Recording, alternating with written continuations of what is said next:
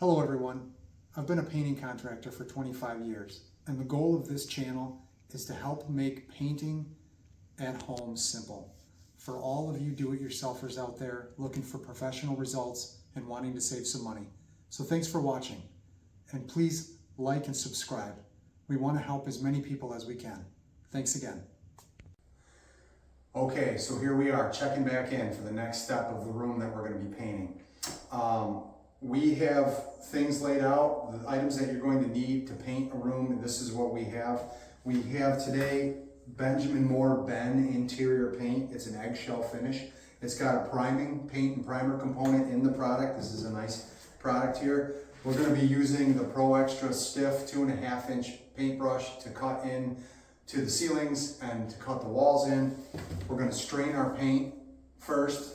We have a 14-inch paint pan and a 14-inch liner that goes in here, along with the 14-inch roller cover. We're using Worcester Pro Dew. It's white with yellow stripes. This is a really good roller. It leaves a smooth finish on the wall. Does not leave a lot of splatter, hardly any at all. And we're using a 3/4 inch nap today. It's going to give us a smooth finish. What I like about the 3/4 is it really, over time, holds a lot of paint on the roller, and we can really get that on the wall and make sure we're covering it properly. And then here's a frame that's going to be part of it. We use these rolling poles. Again, it's a Worcester, but it's a lock pole, and this particular rolling frame, it clicks right into place instead of the ones that screw on, and then we can adjust it to whatever size we need to roll the walls, and we'll get into that in a minute. But I just want to point out what we've done here is we've gone through and we've pole sanded the walls. They're nice and smooth. We've spackled areas that are imperfections, any cracks or holes. And what we do is we put green tape. If you look around the room, you'll see that we have green tape all over these walls. And that's because it lets us remember where to come back and sand in between before we coat. So we're going to sand on these patches and get them smooth. And then we'll pull the tape and we'll start cutting and rolling. So that's kind of how we do that. And then some of these patches, if they need it, they get 2 coats. Depends on how deep the gouge or the imperfection is. I want you to notice up here, we painted the ceilings. They're already finish coated. We did another video on that. What we do is we have an open ceiling where it meets a wall. And so the best and easiest way to do this is we'll take our 1-inch green frog tape and we'll tape a straight line all the way down so we can cut and paint and roll right down to there. And when we pull the tape, it'll be a nice straight line. And so what we're going to do is we're going to get going. This was the spackle that we used. Again, I put this in all my videos. It dries fast, it's a hard finish, and it has a primer component in it. So with that, we're going to check in a minute. Okay, next step. Here we are. We're going to start painting. We're going to repeat this process for each wall in the room until we get it all first coated. But I want you to see I went around and took all of the green tape off of this wall because I sanded these patches on here. And what I'm going to do is, if you look down here, we have a lot of dust left over on our paper. I just take an old used paintbrush and I'm going to dust off all the little dust on the tape before I forget, before I begin, and make sure we have a nice clean spot to start from, okay? So with that in mind, we have our setup. This is going to be our cut pot. We're going to work right out of this gallon. And how we do this is we have just enough in there to get our brush in here, and we can lean it up if we need to when we set the pot down. And so we have our roller set up. We've poured the paint in there. This is our strainer. We strained the paint into this setup. And now before I get going on the wall, I want to get paint on the roller. I really want to kind of work it back and forth. And I don't want to completely submerge it. I just want to do a little bit at a time. We want to get the roller started. It's a 3/4 inch. We need to get paint into the roller. And as you go along the wall over time, the roller is going to get more and more saturated for you. So we're just going to work it, a little bit of pressure, back and forth, not too much. We don't want to fully dip it. We're just going to go like this until we feel like it's kind of getting started. Flip it around. Okay. And now we're going to start cutting in. Okay? So we're going to do one wall at a time. We're going to cut it in, and we're going to roll it. what we do is we'll get as tight as we can to the ceiling line with our cut. And we always like to tighten up the cut line on the second coat. The walls will get 2 coats. Anywhere that I have spackled and we have sanded, we use a certain type of spackle, as I pointed out, where it's got a primer in it. So if you're using a different type of spackle that does not, it's a good idea to go ahead and spot prime real light over those spots. Because of the quality paint we're using and because of the spackle we use, we'll be able to just cut this in and roll it.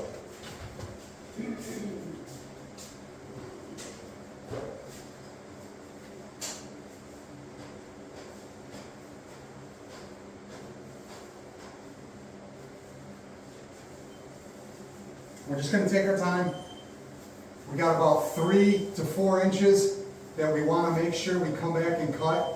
Real nice and smooth, lay off the brush. You can see the cut line that we are left with. And we're just going to follow a straight line, nice and tight. Get as good as you can on the first coat, because we can always tighten it up on the second coat. And then once we cut, we come back and we just work a nice flat section, nice and smooth.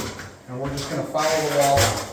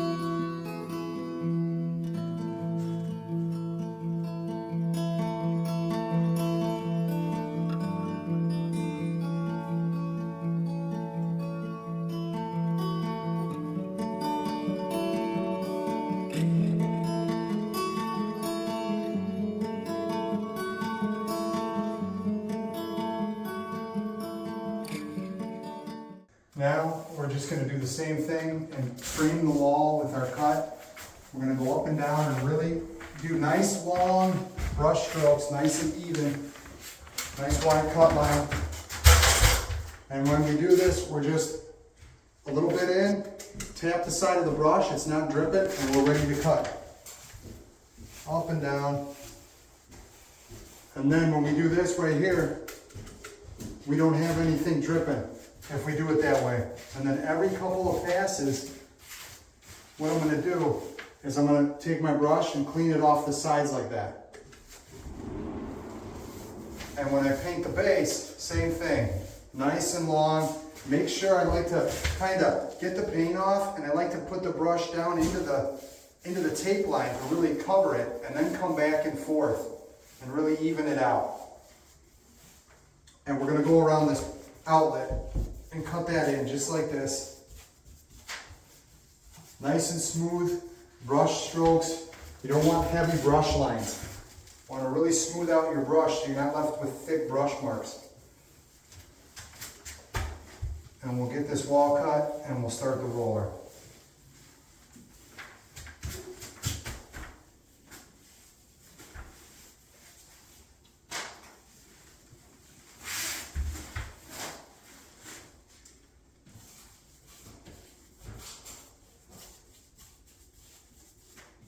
Nice and smooth. All right, we'll check back in. Okay, here we go. Last part of the wall here. We're gonna roll like we explained it. We're just getting enough paint on here. What we don't want to do, I don't want to lift this up and have it drip full of paint. I want it to look like this. Sometimes we'll get some paint on here and we'll just do a little twist and we're ready to go. And then we're gonna come up to this wall. Now this wall right here, it's got a wall over on this side. So I don't wanna start rolling with this overlapping, because what will happen is the paint will come over onto this side and you'll have a big thick drip on this edge, and we don't want that. So anytime we have an outside wall, we start right before it, like this, and when we go a couple of times up and down, then we'll work our way out to the outside wall, to the edge of this. See how I'm doing that? We start a few inches in, and then we come up and down, and then we have our first roller line, and there's no drip on this side because of the way I did that. Then we're just going to dip this in here like I did before. I'm not going all the way into the bucket. I'm just doing a little bit at a time. I'll pick it up, I'll twist it, I'll come over to the wall, and I'll meet my line real close. I always want to make sure I'm overlapping into the last section. So I'll go up and down in a V, just like this. And then I'm going to work my way back into the last section. And I'm going to overlap the first line I did. Just like this. I'm going real soft. It's leaving a real smooth finish, and I stop just short of the line at the cut on the bottom. Because we have this tape nice, it's okay if I come down onto the paper. I can get real close to that paper line, okay? So what we don't want to have happen is this. We don't want to dip the roller, and we don't want to leave hard lines. And I'm going to show you an example. Come on over and take a look at this. All right, if I'm rolling this way, all right, and I have this like this, I don't want to see a hard edge where it looks like, hold it right like that. If I have too much paint on, all right, this would be an example of what you don't want to see. Can you see that? Let's follow this line all the way down. That's called a hard edge right there. When you're done rolling a spot, it should never be left like that. It should be always smoothed out. And don't walk away until you have a smooth roller line. And again, I'm just going to work back into the section I was in. I'm going to overlap. And it's okay to go up and down a few times and really smooth out that finish. And then I just kind of work my way back to the edge. And I'm just going to do this up and down the whole wall. And I can see already it's a nice, clean, smooth finish because we're using a quality roller and good paint. And we're just going to keep going. And I always stop short at first of the ceiling line. Once I have more of a dry roller, then I can extend it up to the top because I don't want to be left with a hard line up there.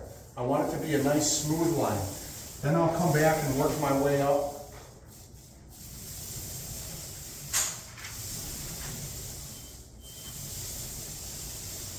And you just, every couple passes, you can tell that the roller has more paint on it now. It's getting saturated. It's holding more paint. So we never want to do more than 1 or 2 lengths. You can see I'm not going down the wall far.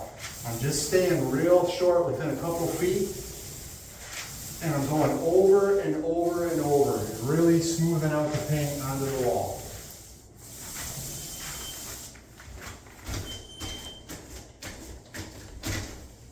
Always give it a twist. I always have the roller like this, so I keep the handle to the right of me as I roll. You can see how I'm doing this.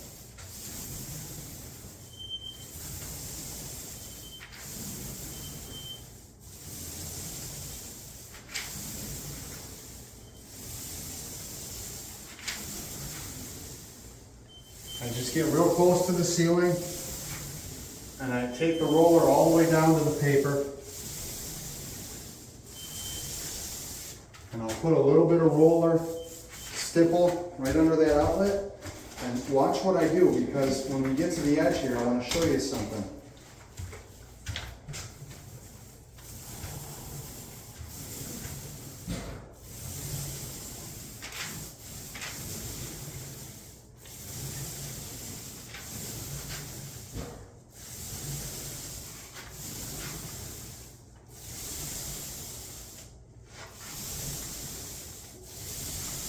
Okay, now when I get to this edge where a wall meets a wall, I don't want to put the frame over here because I don't want to scrape it along that wall.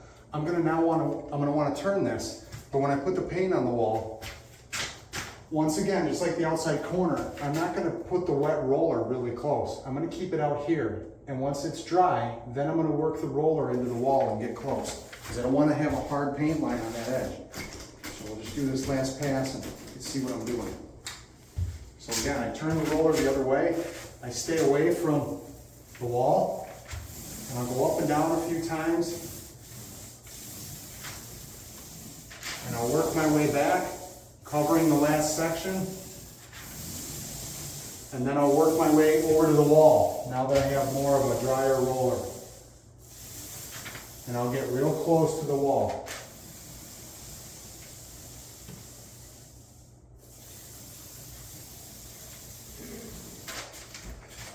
And so that's what we've done. We're going to do the same process on every wall in this room. We're going to get it first coated. In a few hours, we're going to come back. We're going to look over the walls to see if there's any imperfections that we missed where we have the green tape. We're going to look again. And if the room is good and we don't have to spackle anything, we're going to second coat it. Tomorrow, we're going to check back in, pull the tape, and we'll see the final product. Okay, so we're all finished. We've got the wall done. When the room is all done, while we're waiting to do the second coat, and hours will pass, I take these sandwich baggies just like this, and this is a perfect way to kind of get the paint off your brush and put that brush right in here and wrap it up. The brush won't dry out, it'll stay nice and clean. We'll put our lid back on. We'll take a box of plastic, I disconnect the pole, get some paint on there, we'll leave it just like that. I'll take some plastic or a garbage bag and we'll put it right over the roller setup to keep it all moist and wet. Another important thing, when we're painting the room, we make sure we turn the heat down. We do not want the room to be really hot. We want our cut lines and our roll lines and everything we're working to stay wet for a while so it dries and looks real smooth and clean on the wall and professional. And if we turn the heat down, it accomplishes that. So we'll check back in. Hey everyone, here we are the next day. We followed all the steps in the video. We finished the first coat on the entire room. A few hours later, we came back. We looked for imperfections on the walls. We needed to spackle in between, and we put our second coat on. And the walls are really smooth, and they look good. The eggshell sheen is uniform all the way down the walls. We have nice tight cut lines, and all we did was follow the steps I gave you from start to finish. And that's how we paint a room, and this is the end result. Thanks for watching.